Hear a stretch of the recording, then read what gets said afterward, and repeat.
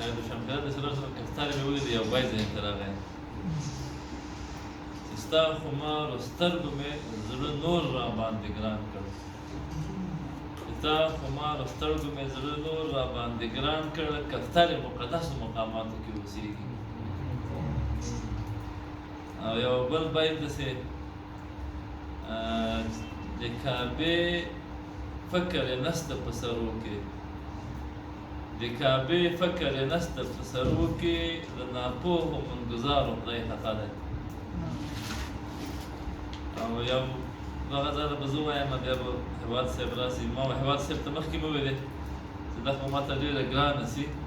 زه له یو سره لګیا یم شعرونه وایم دا انشاءالله کار جوړ شو اوس نو ما ته به انشاءالله ملګري شته نو وخت یې زما لپاره کم زه په دې خوشحاله یم او پخوانیو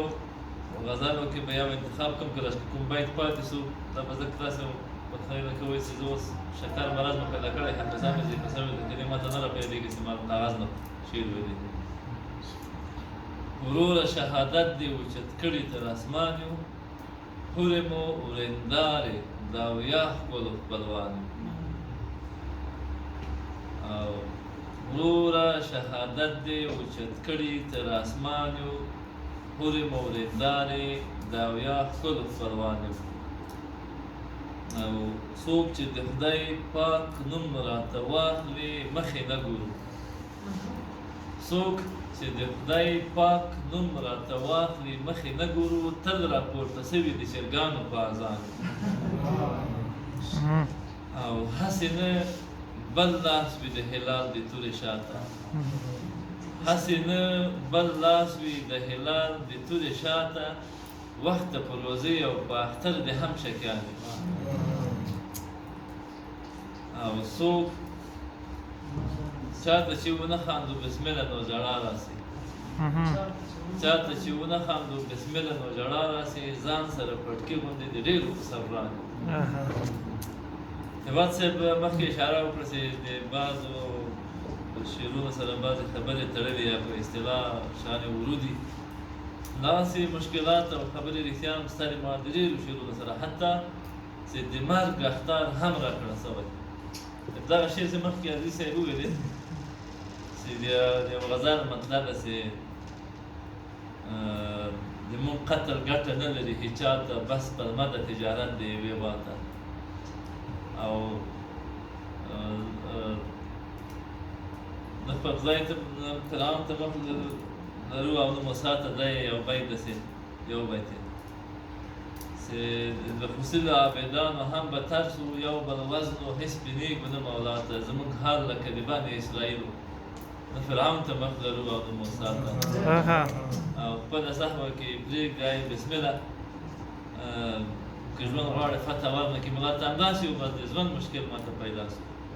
یعنې سره له دې چې ځان ته مدرسه لرم او یو دارالفاس کې 2500 شاګردان دي او خپل هم الحمدلله ثم الحمدلله په دې باندې ویاړم او تر اوسه پورې ځان سره طالب العلم لیکم ځکه چې نبي کریم صلی الله علیه وسلم فرمایلی چې من ادرکه الموت وهو يطلب العلم فبينه وبين نبينا درجة واحدة في الجنة څوک ته داسې یو حالت کې ومري هغه طالب العلم یې لیدو د پیغمبر منځ کې صرف یوه درجه فرق وي نو چې کله زه یو طالب العلم یم بیا مدرسه لرم او ما ته صرف په دومره خبره باندې چې سړی حقیقت مې ویل داسې هر څه کې یوه ستونزه وي که نه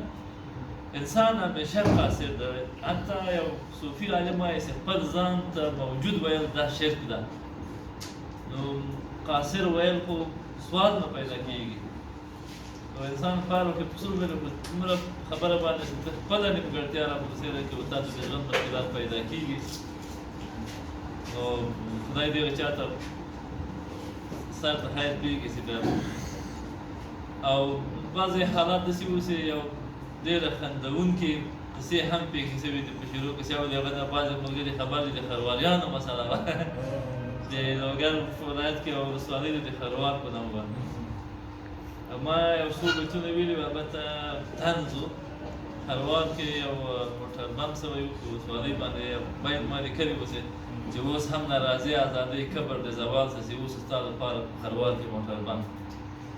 نو نو هغه څو وارې ما باندې عریضه وکړه حتی په طالبانو حکومت ته په کمیسیون کې را باندې وکړه په ولسوالۍ کې را باندې وکړه په قضا کې را باندې وکړه د ټولو ځای کې زور ونه رسېد آخر خبره دې ته ورسېده چې ما سره هم کسان ودرېږي او خبره دښمني ته ووځي نو ما ځان سره سوچ وکړي چې والا دلته به نور خلک هم کېدای شي لاس تېر کړي نو دې به خروارۍ دښمني به یې ما ته راغاړي نو بالاخره مې یو څو سپین ږیري له ځان سره واخیستل یو څو ملایان ولاړو هلته خلکو ته وزر وو یو یو سپین ږیري راټول کړي وو جماعت کې ملایان ناست وو دغه نه د موږ ملګرو هم تقریرونه کول یو یې هم کول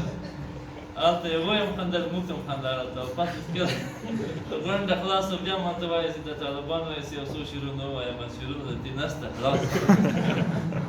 بس معنا چې ما خپله درېږي بیا بېرته به مو د سره کېنولی هغه وایي مولانا روم وایي که څوک د دې لپاره تا ښه ایسېږي چې هغه ښه سړی ده بیا دې نه ده لیدلی او که دې لپاره بد وایسې چې دا بد سړی ده د بد اخلاقۍ وجې نه بیا دې هم ده نه لیدلی ځکه تا خپل هغه انسان ونه لید تا د هغه عارضي صفتونه ولیدل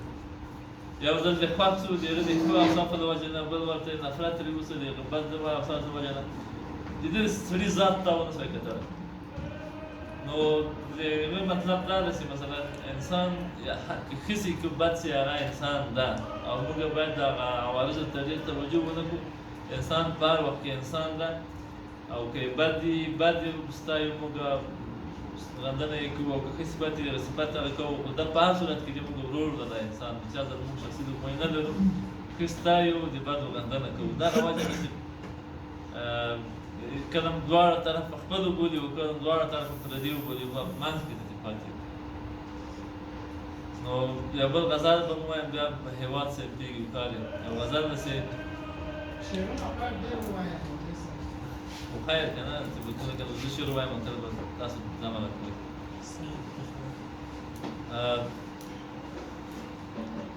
ما ته ورور د ما ورور ما وژنه له ما سره دا ښه مه کوه پردیه لاړ شه په شفتلو کې واښه مه کوه او یو چا ویل که بنه هوره هم یې نه یې منم چا راته ویل که بنه هوره هم یې نه یې منم که شهادت غواړې له ما سره واده مه کوه چا راته ویل که بنه هوره هم وي نه یې منم که شهادت غواړې له ما سره واده مه کوه دنیا کږه ده وخت هم کوږ دی که سم لاړ سې لویږي یو ډېر اخلاص مه کوه بله دا چې ښه مه کوه او زلیخې عشق ته د سلام خو یوسف وپېژنه زلیخا عشق ته د سلام خو یوسف وپېژنه د جنتي ښکلا دیدن بیا اوداسه مه کوه دا د غزل مقطع ده د مفتاح حسین حلي وایي شاعر باید د کائناتو مطالعه ولري هر شي ته باید متوجه نو زه همیشه کله چې ښه متل وینم په یو کې یو شعر وینم هغه لکه هغه روحي صاحب یوه خبره کوي چې ډېرې سندرې دي خبرې دي او ډېرې خبرې دي سندرې دي که نه نو بعض خبرو کې سندرې ستا هغه ما ذهن ورته واوړي نو زه وایم دا باید شعر شي لکه مثلا یو بیت ما دلته یو چا ته ویلی وو د کابل اداره کې خو نه ده خو کابل کې اوسېږي یو رهبر ده چې هم له دین سره په جنګ او هم وایي حدیثونه تیار چرګې فلانه یا مازان کوي یا مغل خوري ما یو متن داسې کړی چې بس خلک وایي فلانه داسې دا لکه چرګ غوندې که نه مازان کوي یا مغل خوري موږ تاسو د مسلمانانو کې بعضې کسان ستا طرف یې نه ده معلوم ده نه حدیثونه هم وایي هغه هم وایي بیا یې چې ګورې ورته داسې کارونه کوي